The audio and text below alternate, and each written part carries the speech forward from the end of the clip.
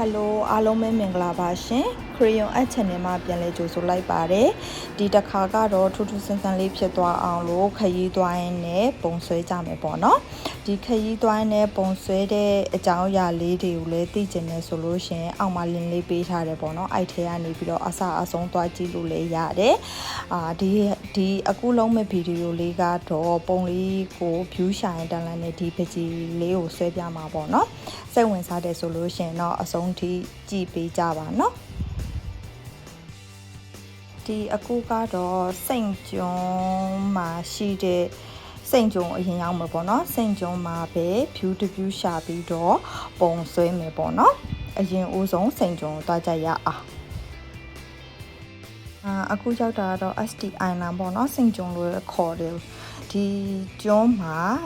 အေးအနေနဲ့ view လေးတွေရှာပြီးတော့ပုံကို sketch ကနေပြီးတော့ကောက်ပြီးသွားမယ်ပေါ့နော်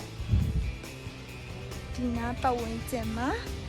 ပုံဆွဲဖို့လို့အတွက်နေရာလိုက်ရှာနေတယ်ပေါ့နော်ရှူကန်းလေးတွေကလည်းလှတယ်ကိုဆွဲကျင်တဲ့စက်ချက်လေးကိုလိုက်ရှာနေတယ်ပေါ့နော်ဒါကတော့စာတန်းရှိတဲ့နေရာရဲ့မြင်ကွင်းပေါ့နော်ဒီမြင်ကွင်းကတော့လှပါတယ်ဒါပေမဲ့ထိုင်စရာနေရာမရှိတဲ့အတွက်ကြောင့်တိတ်အဆင်မပြေဘူးဒီသင်မောစိတ်လေးလည်းအဆင်ပြေပါတယ်ဒီ Banglo area လေးလည်းအဆင်ပြေဒီအခုကြည့်နေတဲ့အပေါ်စီးကကြည့်နေတဲ့မြင်ကွင်းလေးကအေးအတွက်ဆွဲဆောင်မှုရှိတယ်ပေါ့နော်အဲ့တော့ဒီပုံလေးကိုပဲအေးတို့စဆွဲကြရအောင်နော်ဒီနေရာဒီတဲပြူးလေးကိုဆွဲမယ်ပေါ့နော်ဆွဲမယ်ဒီတဲလေးကိုအမေအဓိကထားပြီးတော့တစ်ပင်နဲ့ဒီရေဟာလေးဆွဲမယ်ပေါ့နော်ဒီလိုဖြူလေးဆွဲပါမယ်composition ဖြစ်တဲ့တစ်ပင်အကြီးကိုအဓိကထားပြီးတော့ line ကောက်လိုက်တယ်ပေါ့နော်ပြီးတော့ကျမှကျန်တဲ့ဟာလေးတွေထပ်ဖြည့်ပြီးဆွဲလိုက်တယ်